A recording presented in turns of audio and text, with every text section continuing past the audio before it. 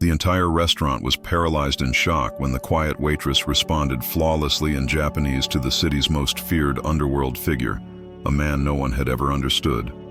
A palpable, tense silence blanketed the restaurant the instant Daichi Yamamoto stepped through his private entryway.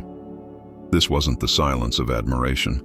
It was the primal stillness of creatures in the presence of a hunter. The staff moved with robotic precision, their gazes fixed on the floor as the kingpin of the city's illicit dealings made his way to his customary corner booth. At 33, Daichi was a master of solitude. His bespoke black suit was like a second skin, and his white shirt, unbuttoned just so, offered a glimpse of a gold chain that glinted in the low light. His dark hair was immaculately styled, complementing a sharp, stubbled jawline. Yet, it was his eyes that truly unnerved everyone. Deep, dark pools that betrayed no emotion but seemed to absorb every detail. He was flanked by 2 bodyguards, their hands poised near hidden firearms. As the crime boss sank into the leather seat of his booth, a collective sigh of relief seemed to ripple through the room. "Mizu o kudasai," he commanded, his gaze fixed on his phone, his tone arctic and demanding of instant compliance. The head waiter Paolo went rigid. 15 years at Vincenzo's, serving everyone from movie stars to mayors, yet he'd never grasped the boss's native language. No one had. It was a deliberate wall Daichi built around himself. By speaking only Japanese, he kept the world at arm's length. "Sir, my apologies. I don't—" Paolo faltered, beads of sweat forming on his brow. Daichi's gaze lifted from his phone, and an icy chill permeated the air. He enunciated the command again, each syllable a sharp, cold splinter of sound. "Mizu o kudasai." The senior waiter glanced desperately toward the kitchen, his panic escalating. Everyone was aware of the consequences of failing the Yamamoto family. People didn't just get fired, they vanished from the city, relocated by powers they dared not comprehend.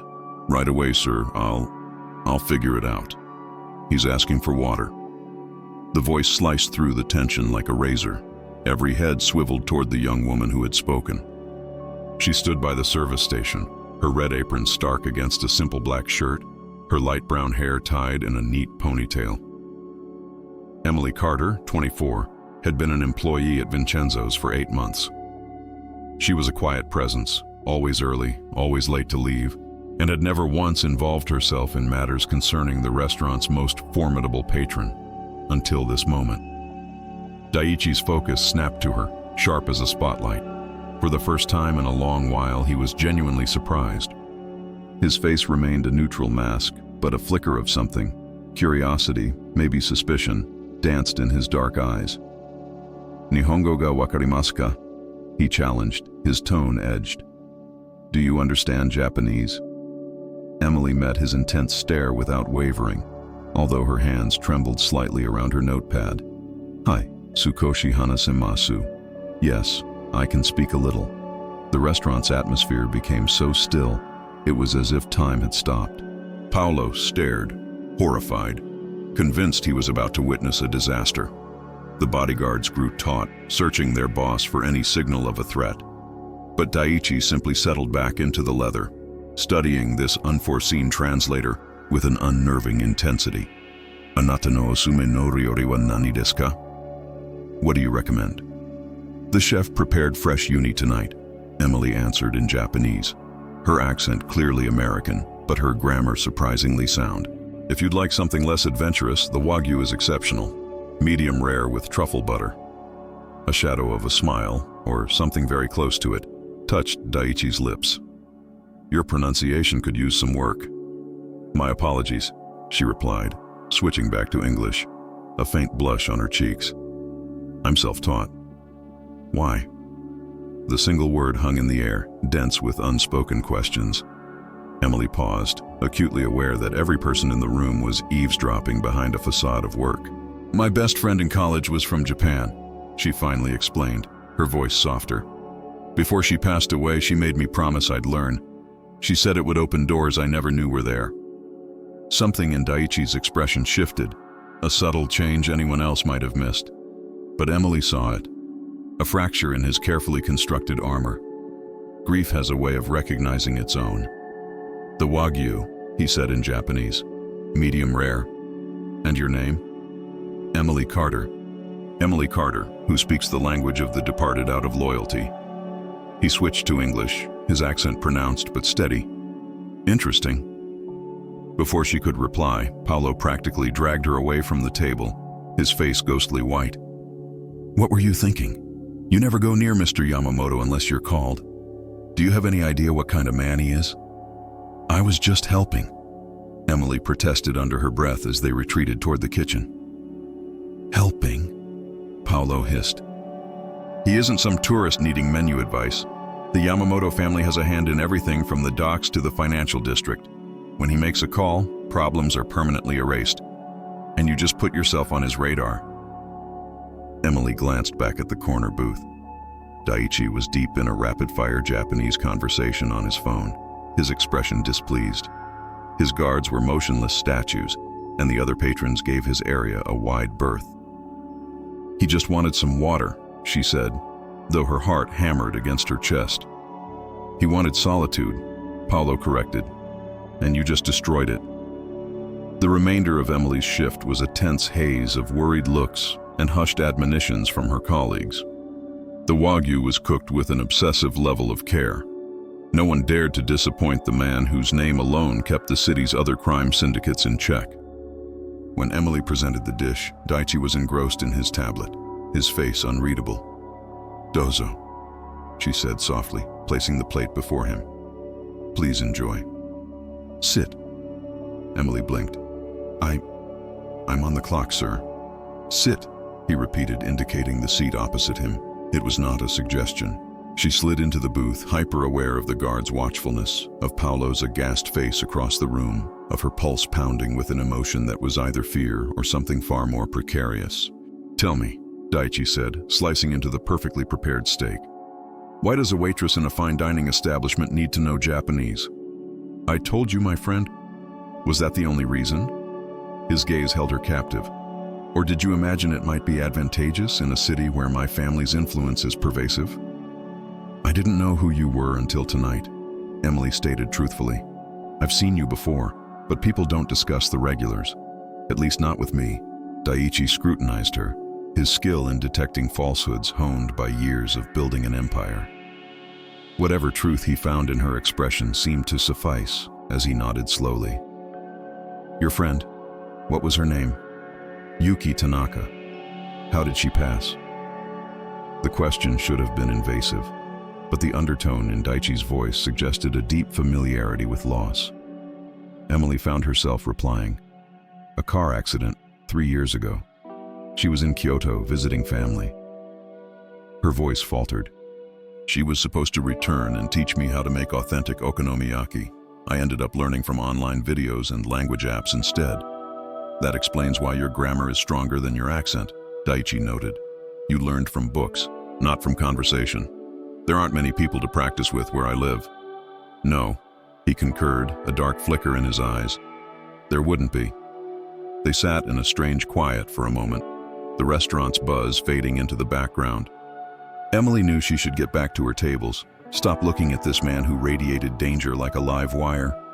But she was rooted to the spot. "Do you know what they call me in this city?" Daichi asked abruptly. "No, sir." "Akuma, the demon." He drank some water, gauging her reaction. "Because I built my family's empire on fear and removal. When rivals contest our territory, they cease to exist. No court dates, no police inquiries. Just gone." Emily's throat tightened, but she met his eyes. "Why are you telling me this?" "Because you should be afraid of me, Emily Carter. Everyone else is." He leaned in slightly. "But you're sitting here, translating for me as if we're talking about the weather. You're either incredibly brave or incredibly foolish." "Maybe I'm just tired of being invisible," she confessed before she could stop the words. Daichi's eyes widened almost imperceptibly, the closest she'd seen to a real reaction from him. Then, impossibly, something close to a genuine smile appeared, transforming his intimidating features into something devastatingly handsome. "Invisible," he repeated, as if tasting the word. "Yes, I know that feeling all too well." A phone buzzed. One of the bodyguards answered, his voice a hushed, urgent stream of Japanese. Emily caught a few words. Problem, warehouse, your decision. The atmosphere turned electric. Daichi's face hardened back into his impenetrable mask. I have business, he stated, rising suddenly. He laid several $100 bills on the table, far exceeding the cost of the meal. Keep the change. And Emily. She stood as well, suddenly conscious of her small stature next to his towering presence. Yes? The next time I am here, I want you to serve me. Only you. Inform Paolo that this is not a request. And then he was gone, sweeping out with his guards, leaving Emily alone at the booth, her heart racing as the entire staff stared at her with a mixture of envy and sheer terror. Paolo was at her side in an instant, his face ashen. What did he say to you? He wants me to be his regular server. Mother of God, Paolo whispered. Emily, do you realize what you've just become? Anyone who gets near that man either joins his world or is crushed by it. There is no in-between. Emily looked at the cash on the table, then to the private door through which Daichi had vanished. She thought of Yuki, of a promise made to a friend who was gone, of the way those dark obsidian eyes had softened for just an instant when she mentioned learning a language out of friendship. Maybe, she said softly. I don't want an in-between anymore. 3 days went by before Daichi reappeared. 3 days of Emily's nerves fraying every time the private entrance swung open. 3 days of her co-workers treating her with a new, cautious distance, of Paolo warning her that Mr. Yamamoto's attention had a history of ending careers, and sometimes more. She convinced herself she wasn't let down when he was a no-show, that the flutter in her chest was relief, not anticipation, each time a black sedan pulled up. She was deceiving herself. On Thursday evening, at the height of the dinner rush, he entered without any ceremony. He took the same corner booth, flanked by the same 2 vigilant bodyguards. But this time, as Emily came over with water and menus, Daichi's eyes were already on her. Konbanwa, Emily-san, he greeted her in Japanese. Konbanwa, Yamamoto-san, she returned, her pronunciation having improved from 3 nights of solo practice in her apartment. You've been practicing your accent. You mentioned it needed work. A flicker of something, approval perhaps, crossed his face. Sit with me while I decide. Sir, I have other customers. Sit. The word wasn't harsh, but it was final. Emily slid into the seat, acutely aware of the curious stares from other diners and Paolo's disapproving glower from the host stand. This was a flagrant violation of every rule, a crossing of boundaries established for very sound reasons. I had someone look into you, Daichi stated casually, as if he were commenting on the weather and not a profound invasion of her privacy. Emily Rose Carter, age 24, Columbia graduate, degree in international relations. You had offers from numerous consulting firms and government agencies. Yet here you are, serving food to people who look right through you. Emily's stomach plummeted. You had me investigated? I investigate anyone who enters my orbit. It's a matter of survival. He watched her reaction calmly. Your academic record was remarkable. A 3.9 GPA. Fluent in 3 languages, though your Japanese is admittedly a work in progress. So why the red apron, Emily? What are you running from? She should have felt outraged, violated. She should have stood up and walked out. Instead, she found herself telling him the unvarnished truth. Student debt, my mother's medical expenses, the harsh truth that an international relations degree doesn't guarantee the income everyone imagines. She met his gaze without wavering. Not all of us inherit family empires. No, Daichi conceded, a shadow passing over his features. Though family empires have their own costs, they are paid in blood. Before Emily could process that, one of his guards approached, leaning in to whisper urgently in Japanese. She understood just enough. Takahashi family. Territory dispute. Tonight. Daichi's jaw clenched almost imperceptibly. He replied in a burst of Japanese too fast for her to decipher, then turned his attention back to her as if nothing had happened. I have to depart, but first, answer one more question for me. Honestly. He leaned in, his presence magnetic and overwhelming. When you researched me after our first meeting, and don't deny that you did, what did you learn? Emily paused, deciding that with a man who built his fortune on spotting deception, the truth was the only safe bet, that the Yamamoto family directs most of the city's underground enterprises, that your father was taken out 5 years ago and you assumed control at 28, that 3 rival families challenged you, and all 3, she swallowed, ceased their operations within 6 months. Ceased operations, Daichi echoed with a humorless smile. A delicate way of putting it. Go on. That you're considered untouchable, dangerous, that people give your cars a wide berth on the street. She paused. That you've never been formally charged, never even brought in for questioning because you're either exceedingly careful or exceedingly connected. Both, he said plainly. And knowing all this, you are still sitting here. You haven't presented much of an alternative. There is always an alternative, Emily. You could leave your job, vanish into the city. I wouldn't pursue you. Wouldn't you? The question lingered between them, charged with a meaning neither was prepared to explore. Daichi's eyes narrowed, and for a fleeting moment, Emily saw something under the cold facade. A deep loneliness, perhaps. The isolation of a man who had constructed walls so formidable that even language had become one of them. Your mother, he said, shifting the topic. What is her condition? Stage 3 breast cancer. She's in remission, but the treatments... Emily glanced away. Insurance covered a large portion, but not all of it. And your father? He left when I was 6. We haven't communicated since. Daichi nodded, as if this confirmed a theory. So you know what it is to be alone, even when you're not. To build your own walls to survive. Is that what speaking only Japanese is for you? A wall? It was, he confessed softly. Until you. The vulnerability in those 2 words hit Emily with the force of a physical blow. This man, this powerful, terrifying, dangerous man, had just shown her a crack in his fortress, and she was somehow the one who had created it. Yamamoto-sama. The bodyguard interrupted again, this time with more urgency. Hi, wakarimashita, Daichi snapped, standing abruptly. He pulled out his phone, typed a quick message, and showed her the screen. It was a phone number. This is my private line. Very few people have it. His eyes locked with hers. If anyone, and I mean anyone, bothers you, makes threats, or even gives you a wrong look because of our talks, you call this number. Immediately. Understood? I don't need a protector. Yes, you do. You just haven't realized it yet. He grabbed his jacket. The instant you spoke Japanese to me, you became a person of interest in a world that misses nothing. Invisibility, Emily Carter, can be a very dangerous thing. He departed without eating, his guards flanking him as they melted into the night.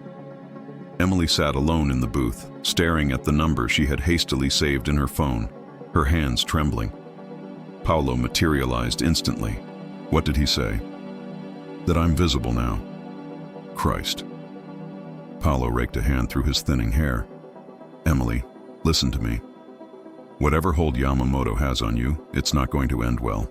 His former girlfriend before he took over the family business. She tried to leave him, to have a normal life. What happened to her? Nobody knows. She just vanished. Some say he gave her enough money to disappear forever. Others say... He let the implication hang in the air. The point is, once you're in his orbit, getting out isn't an option. Emily's phone buzzed. An unknown number, but she knew who it was. Thank you for indulging a lonely man's company. The restaurant will be compensated for your time away from your tables. Also, your mother's outstanding medical bills have been settled. Consider it payment for your translation. DY. Her breath hitched. With shaking fingers, she pulled up her mother's hospital portal on her phone. 0 balance. $47,000 gone. Oh my God. She breathed. Paolo leaned in, saw the message, and his face drained of color. Emily, no. You have to give that money back now. How? The transaction is complete. Then you have to cut off all contact with him. This is the beginning. First it's gifts, then it's favors, and before you know it, you're so enmeshed in his world, You can't find your way out. But Emily was staring at the zero balance, thinking of her mother's profound relief, of the immense burden that had just been lifted from her. She thought of a man who used a foreign language to keep the world at bay, who had seen something in a random waitress that was worth investigating, protecting, and investing $47,000 in. "I should give it back," she said, but the words felt hollow. "You can't give it back." Paolo's voice was heavy with resignation. He knew that. "You're already ensnared, Emily. The only question now is whether you resist it or embrace it." That night, lying in her small apartment, Emily stared at Daichi's number. She should delete it, quit her job, move away, and pretend the last week never happened. Instead, she opened her photos and found pictures of Yuki from their college days. Her friend laughing, making faces, wearing a kimono her grandmother had sent. "You said learning Japanese would open doors," Emily whispered to the image. "You just didn't say they would lead to a world I'm not supposed to enter." Her phone buzzed again. Another message from the same number. "I assume you're still awake, likely overthinking. Don't return the money. Your mother's well-being is not up for debate. I settled a debt. You offered me something I haven't experienced in years. Conversation without an agenda. Sleep well, Emily-san. I'll see you soon." Before she could reconsider, Emily typed a reply. "Thank you. But this doesn't mean I condone what you do." The response was almost instantaneous. "I wouldn't respect you if you did. Good night, Emily." She fell asleep with her phone in her hand, dreaming of obsidian eyes and walls made of language that, somehow, she had managed to breach. 3 blocks away, in a private office with a panoramic view of the city, Daichi Yamamoto stood by the floor-to-ceiling windows, phone in hand. Behind him, his second-in-command, Kenji, waited. "The Takahashi situation has been handled," Kenji reported in Japanese. "They have accepted our terms." "Good. However, sir, I must mention that your interest in the waitress is attracting attention. The other families may see her as a point of leverage. Then they will learn what happens when they threaten what is mine." "Is she yours, sir?" Daichi turned from the window, his face unreadable. "She will be." The following 2 weeks unfolded in a surreal rhythm.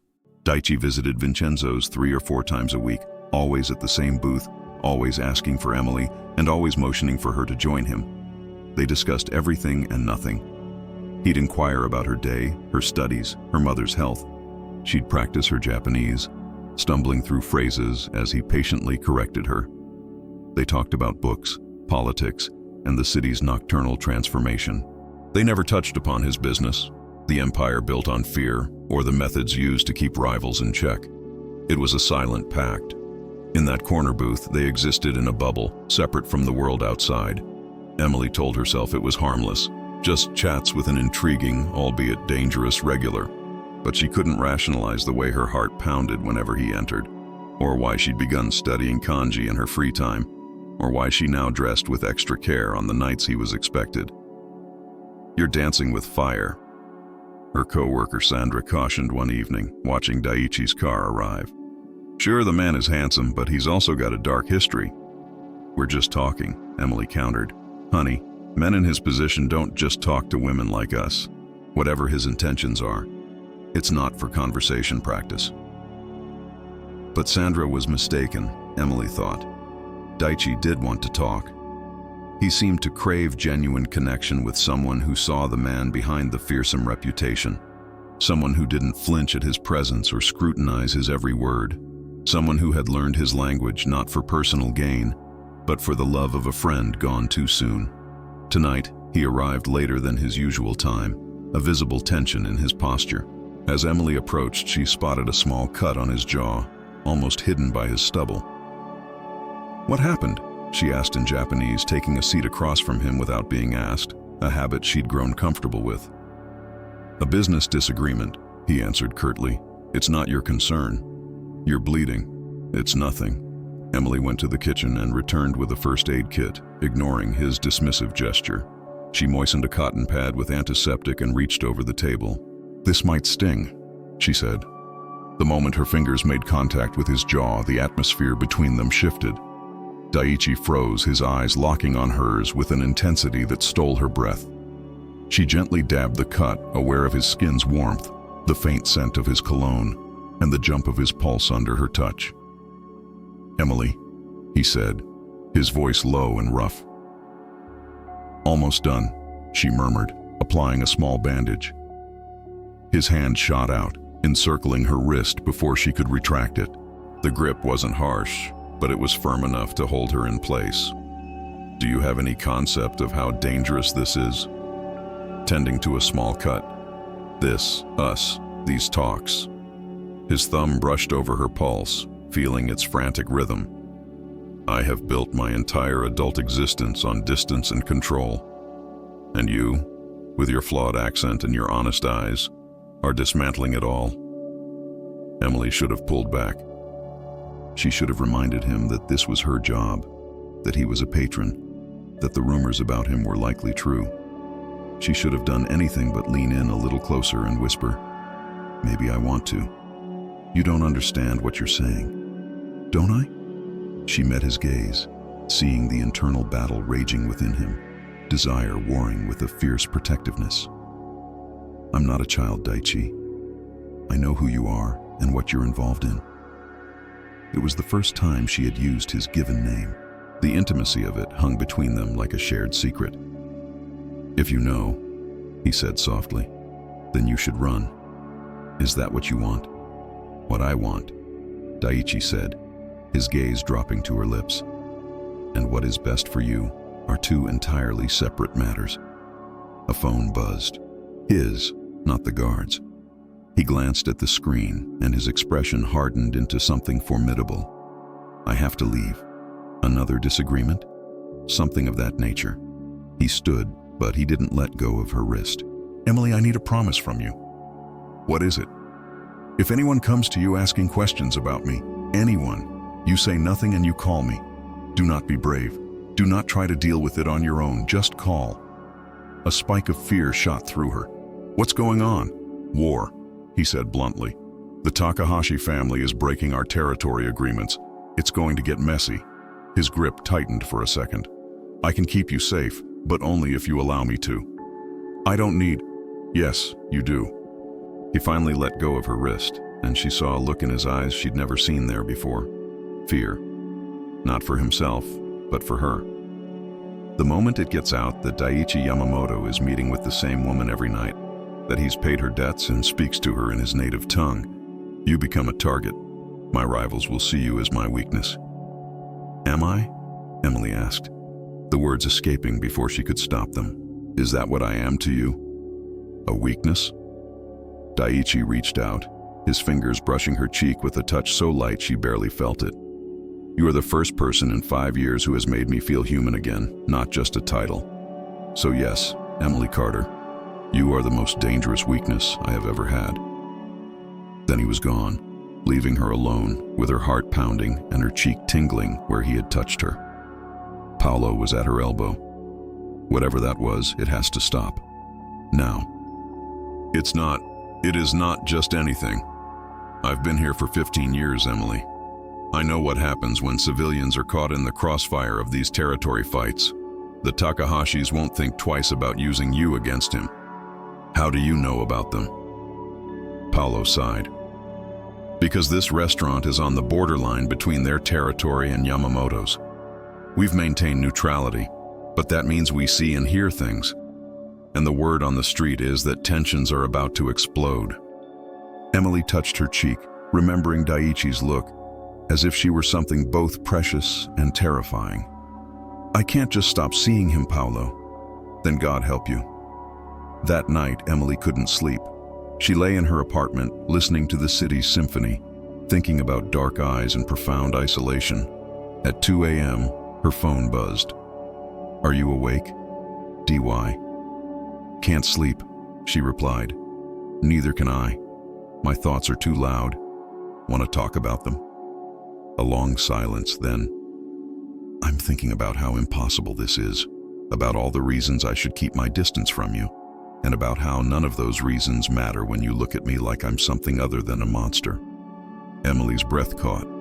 She typed and deleted several replies before finally sending, "Are you a monster? I have done things that would make you run screaming. I've built an empire on fear and removal. I've made people disappear." Another long pause. "By most standards, yes, Emily, I am exactly that. And what am I in your world?" The reply came and it made her heart stop. "You're the woman making me question if I want to be a monster anymore." Before she could respond, another message came through. "Tomorrow night after your shift, there is something I must show you. Something you have a right to know before this goes any further. Will you come with me?" Every rational part of her screamed, no. This was the moment to draw a line, to retreat from a world she had no business entering. She typed back, "Yes, I'll wait for you. And Emily, wear comfortable shoes. Where we are going, you might need to run." She stared at the message, her pulse racing with a mix of fear and excitement. A war was brewing in her city, and somehow she had become important to the man they called the demon. Important enough for him to show her the truth. She pulled up Yuki's photo again. "You said this would open doors," she whispered. "You didn't mention I'd find someone on the other side who would make me forget to be afraid of the dark." Her phone buzzed one last time. "Sleep well, Emily-san. Tomorrow, everything changes." She clutched the phone, knowing sleep was now impossible. Tomorrow night, she would step into Daichi Yamamoto's world, and some doors, once opened, can never be closed. Emily's shift concluded at 11.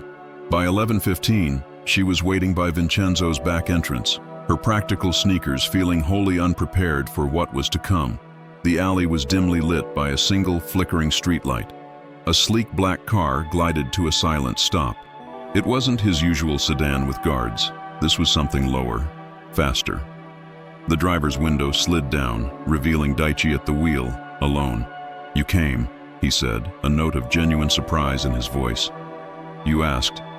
Emily walked to the passenger side, her hand hovering over the handle. "Where are your men?" "Where we're going, they would be a complication." He reached across and opened the door for her. "Trust me, Emily, just for tonight." Trust, a simple word for a monumental request. She got in, the scent of expensive leather filling the small space. The engine hummed with quiet power. This was a car built for speed, not for show. "You need to know," Daichi said as he merged into the sparse traffic, "that what I'm about to show you could place you in real danger. This is your last chance to reconsider." "Where are we going?" "To see the truth of who I am, what I've built, and what I've had to destroy to keep it." His grip on the steering wheel tightened. Most people only see the surface, the power, the money, the fear. They don't see the foundation it's all built on, the blood price, as I called it. They drove in silence as the glittering city center gave way to industrial zones and derelict factories. This was a side of the city no tourist ever saw. Daichi pulled into the underground garage of an unassuming building, using a key card to access a level far below the street. The pristine parking area held only 3 other discreet high-end vehicles. "This is the heart of the Yamamoto Empire," Daichi said quietly. "Our headquarters, where the decisions are made." He turned to her. "Once you see inside, there's no unseeing it. You will be legally complicit." "Then why bring me here?" "Because I am tired of the distance," he said, his voice raw. "Tired of pretending this thing between us is simple or safe. You deserve to make a choice about me, about this, with full knowledge of what it entails." Emily took a deep breath. "Show me." The elevator required a thumbprint and a code. As they rose, Daichi explained in quiet Japanese, "My father built this from nothing. He came to this country with $3 and a will to survive. By the time I was born, we controlled the docks, the import channels, half the city's underground economy." His face darkened. "But control demands constant vigilance. It's not like the movies, Emily. There's no honor. It's just survival in expensive suits." The elevator opened to a corridor that resembled a high-end corporate office, but Emily could feel the oppressive weight of the place. Daichi led her to a conference room with a window overlooking the city. A detailed map covered one wall, marked with colored zones. "The red zones," Daichi pointed. Our Takahashi territory. Blue is ours, yellow is disputed. His finger traced a line. Vincenzo's is right here, on the border. Neutral ground. I started going there 2 years ago because it was the one place I could be invisible, where no one would understand my language. Until I did, Emily said softly. Until you did, he confirmed. And now the Takahashis know about you. They've been watching us. They're trying to determine if you're valuable enough to be used as leverage. Fear shot through her. What does that mean? Daichi's expression turned cold and ruthless. It means they're weighing whether kidnapping or threatening you would make me concede territory. Whether the demon has finally found something worth surrendering for. And have you? The question hung between them. Daichi moved closer, his eyes searching hers, his hands clenching and unclenching. Yes, he said simply, which is why you need to understand what I will do to protect you. He gestured to a laptop. This contains files on every major operation from the last 5 years, every rival we've removed, every method we've used. I want you to read it. Daichi. No. His voice was firm. If you are to be in my life, you need to know what that life is. This is the monster, Emily. Look at it. For the next 2 hours, Emily read reports on territory takeovers, records of coerced negotiations, documentation of payments to officials. There were no graphic images, but the implications were horrifyingly clear. This wasn't a romanticized underworld. It was a cold, systematic machine of control, and Daichi was at its very center. When she finally closed the laptop, her hands were trembling. Daichi stood by the window, his back to her. Now you know, he said quietly. I will not blame you if you walk away. I will ensure your safety, and you can go back to being invisible. Emily walked to where he stood. In the window's reflection, she saw his face, blank and waiting for her judgment. I should be terrified of you, she whispered. You should be. I should run as far as I can. Yes, but all I can think, she continued, stepping closer, is that you showed me the absolute worst of yourself, and you're standing here waiting for a verdict. Because I am, Daichi admitted. You are the first person in years to see me as human. Losing that would be worse than any bullet. Emily reached up and cupped his jaw. I'm not naive enough to think I can change you, not arrogant enough to believe love fixes everything. Love? The word was a rough, disbelieving sound. But I am brave enough, she went on, to admit that I don't want to leave, even knowing what you are. Her thumb brushed his cheek. Maybe that makes me as damaged as you are. Then she kissed him.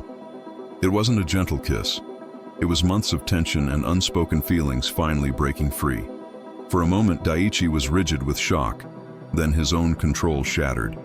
He pulled her against him, one hand tangled in her hair, the other gripping her waist as if she might vanish. It was a kiss of danger and desperation, and a sliver of hope. When they finally broke apart, breathless, he rested his forehead against hers.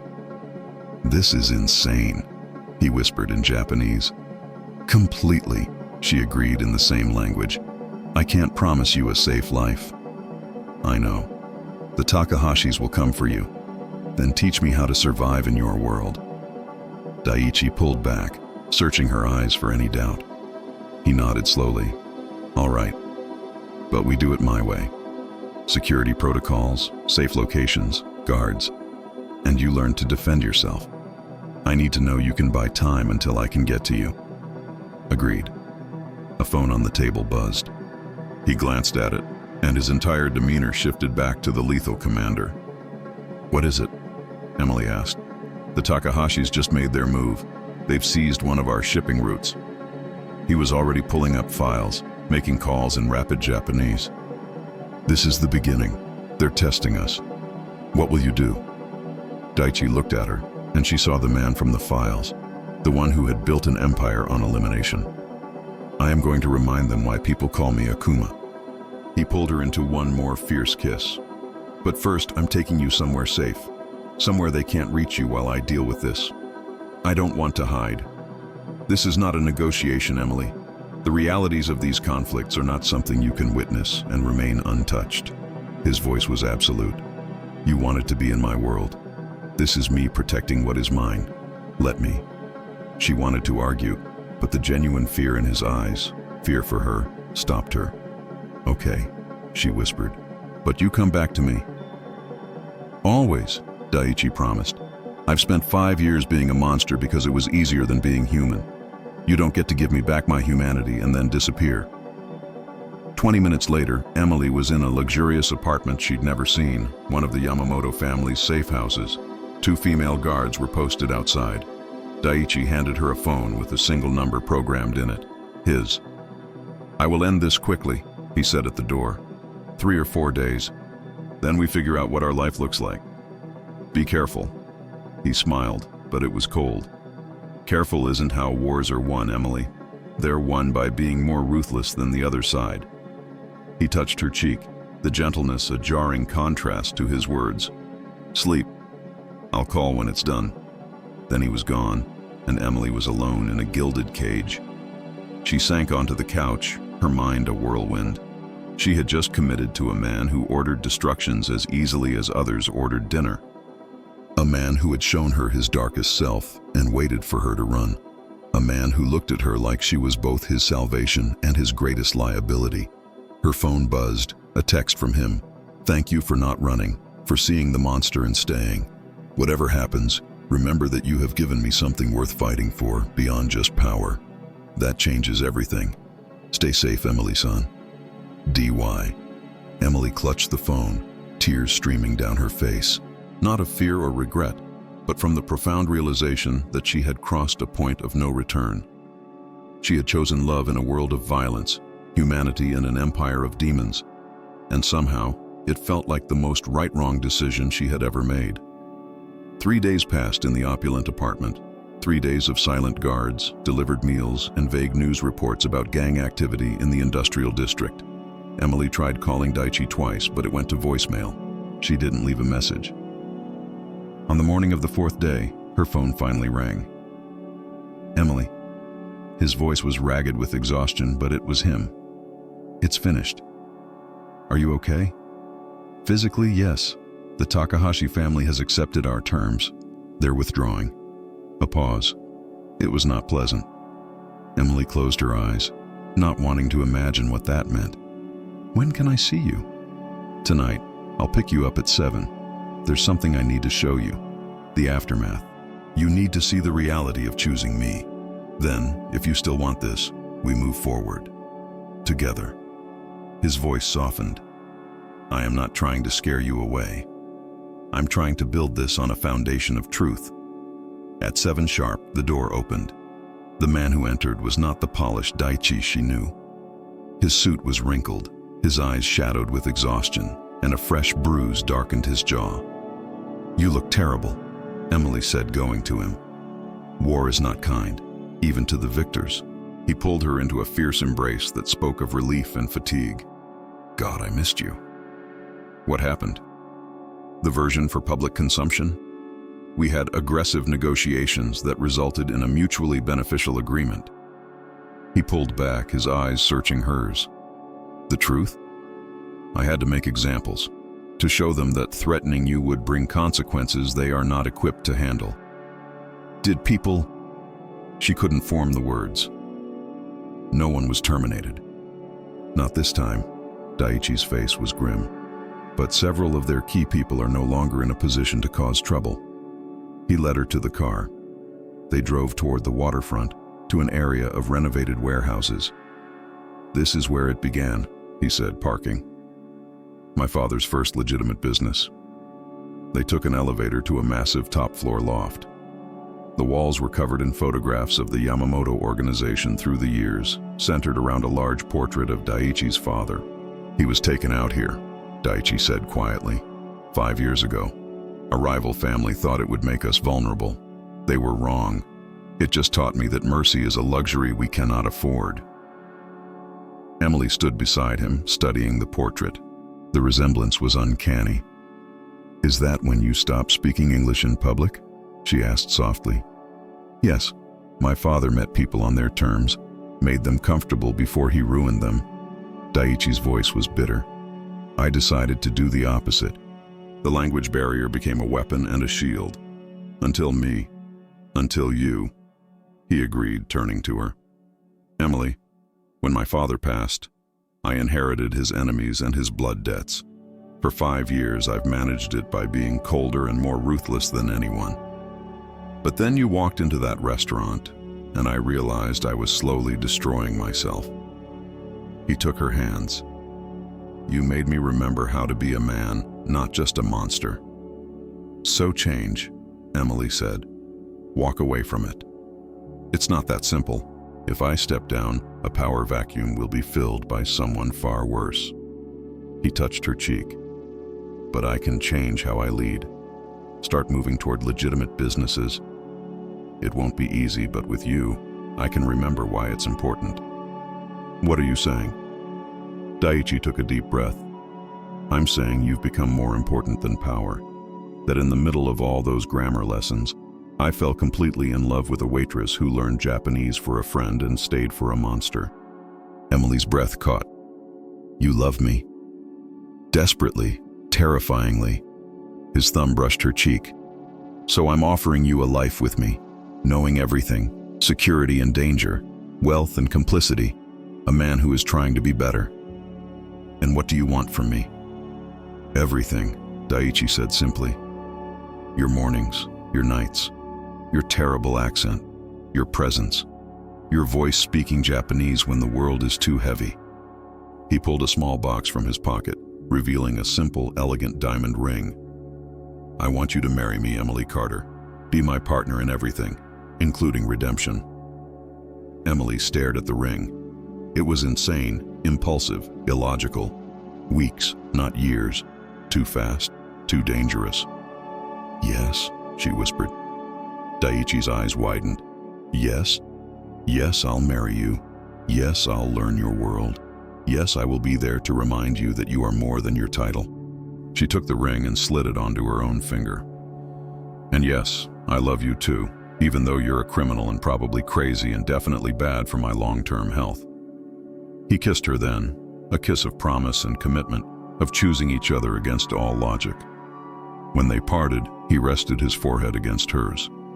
My second in command is going to have a fit. Then we'll make everyone understand.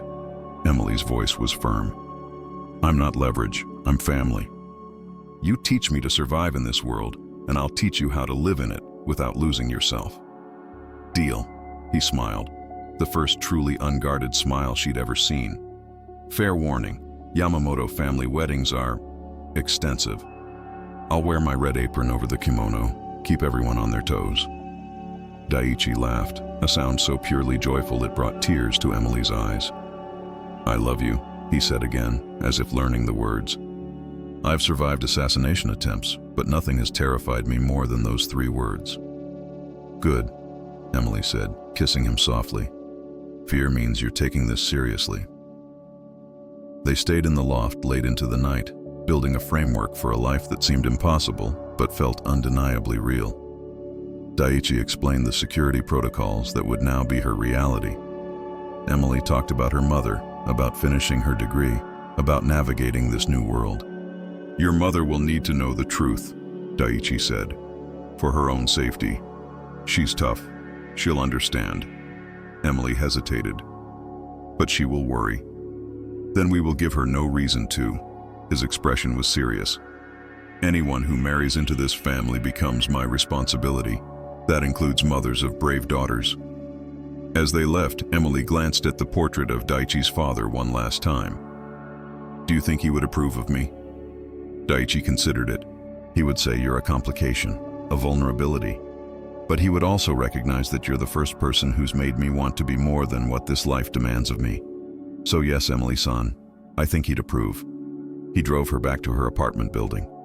Tomorrow, he said at her door, we begin integrating you into my world, establishing you as non-negotiable. I have a shift at Vincenzo's tomorrow, she pointed out. Not anymore. I'm buying the restaurant. You'll be a co-owner. Legitimate income. At her stunned look, he smiled. I told you, Emily, everything changes, including the pretense that you're just a waitress I talk to. You can't just buy a restaurant because I work there. Watch me." He kissed her gently. "I've spent 5 years acquiring power. Now I finally have something worth using it for." Emily watched him go, the ring on her finger a heavy, solid reality. She looked at Yuki's photo one last time. "You told me learning Japanese would open doors," she whispered. "You were right, but I never imagined this. I hope you'd be happy for me, even though this is completely insane." The photo smiled back, and Emily chose to believe that wherever Yuki was, she was laughing at the absurdity and perfection of it all. The waitress who learned a language for friendship and found love in the shadows of the criminal underworld. 6 months later, Emily stood in a bridal suite, staring at her reflection. The wedding kimono was a masterpiece of white silk embroidered with cherry blossoms and cranes. "You look beautiful," her mother said, adjusting the collar. Patricia Carter had accepted her daughter's engagement with surprising calm. "Sweetheart, I married a man who left us for a cocktail waitress. A man who actually shows up and pays my medical bills is a major step up." The door opened. It was Kenji, Daichi's second in command. "The ceremony begins in 10 minutes. Ready as I'll ever be to marry a man who still defaults to Japanese when he's stressed. He speaks it when he's happy now too," Kenji noted. "You have done something remarkable, Emily-san. The boss we have today is a different man." And it was true. The transition had been challenging, but Daichi had methodically established her as a non-negotiable part of his life. More importantly, he'd begun the slow, arduous process of steering the Yamamoto empire toward legitimate enterprises. It would take years, but the work had started. Emily, for her part, had learned to navigate a world of hidden meanings and shifting alliances. She had bodyguards, protocols, and a constant awareness of lurking danger. But she also had victories. Vincenzo's thrived with her as co-owner. She finished her degree. And she learned that loving someone didn't mean fixing them. The ceremony was held in a private garden. As Emily walked down the aisle, she saw a mix of business leaders and disguised criminal figures, all connected to the Yamamoto family. At the altar stood Daichi, looking like a figure from history in his formal wear. When their eyes met, the world fell away. The vows were spoken in both English and Japanese. "Emily-san," Daichi began in Japanese, "you walked into my life speaking the language of my isolation and turned it into a bridge. You saw the worst of me and chose to stay." He switched to English. "I cannot promise you a simple life, but I can promise that every day I will choose you, that I will spend the rest of my life trying to be worthy of you." Emily abandoned her rehearsed vows. "Daichi," she said, her voice strong, "I learned Japanese for a friend. I stayed to speak it with a man who taught me that love isn't about perfection. It's about choosing someone despite their complications. You are dangerous and impossible, and I wouldn't change a thing. You are mine, and I am yours. The rest of the world can deal with it." When they kissed, the garden erupted in applause. The reception was as elaborate as promised. "Surviving?" Daichi murmured as they danced. "Thriving," Emily corrected. "Your uncle's speech was hilarious, by the way. I now have blackmail material." Daichi laughed. "I love you, Emily Yamamoto." "Emily Carter Yamamoto," she corrected. "Someone has to keep a foot in the outside world." "Fair enough. Our flight to Japan leaves in 3 hours. 2 weeks to show you where I come from. Will your family approve?" "They'll love you. My grandmother has already requested to meet the woman who tamed the demon." Her words. Later, in their suite, Daichi asked quietly, "Do you ever regret it? That night you spoke Japanese. Would you go back and stay silent?" Emily thought about the beautiful, terrifying chaos of the last 6 months. "No," she said finally. "Because that night I stopped being invisible, and you stopped being alone. Everything else we can figure out together." Daichi crossed to her, cupping her face. "I was convinced connection was a weakness I couldn't afford. Now I know isolation was the weakness. You are what makes me strong." He kissed her softly. "Thank you for seeing past the monster." They spent 2 weeks in Japan, where Emily saw a different side of Daichi, more relaxed, more open. His tiny grandmother took Emily's hands and spoke rapidly. "She says my father would have approved," Daichi translated, his voice soft, "that you have the strength to walk in darkness without being consumed by it. She also says your accent still needs work. Your grandmother is delightfully savage." Emily laughed. They returned to the city as a united force. The Yamamoto Empire continued its slow evolution, with Emily taking on a surprising role as the bridge between their legitimate and less than legitimate worlds. 1 year after their wedding, they sat in that same corner booth at Vincenzo's. "Do you remember what you ordered that first night?" Emily asked in perfect Japanese. "Wagyu, medium rare, recommended by a waitress who learned my language for friendship and stayed for something neither of us expected. I was so terrified of you." "You should have been. I was dangerous," Daichi corrected himself. "I am dangerous, but differently now, because of us." He took her hand. "I used to think power was control. Now I know it's having someone to share the weight with." Emily smiled, thinking of the journey. Yuki would have loved this story. "Tell me about her again," Daichi requested, "about the woman who brought us together." So Emily did, weaving between English and Japanese, painting a portrait of her friend. As she spoke, she realized the doors Yuki had talked about hadn't just opened. They had led her through darkness into an unexpected light.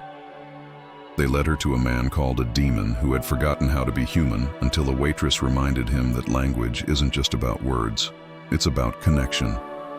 "Thank you," Daichi said when she finished, his voice thick with emotion, "for honoring her memory by building this life with me." "You're not a monster," Emily said firmly. "You're a man who did what you had to survive. But you're changing. We're changing things together." They sat for hours, existing in the beautiful, complicated space between shadow and light that they had made their own. Emily chose to believe that somewhere, Yuki was watching, laughing at the perfect absurdity of it all.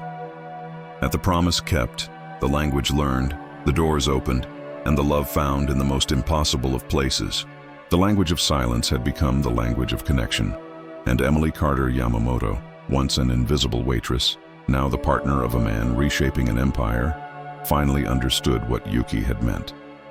Learning a new language didn't just open doors, it taught her that the most profound translations happen between hearts willing to bridge the impossible chasm between isolation and love.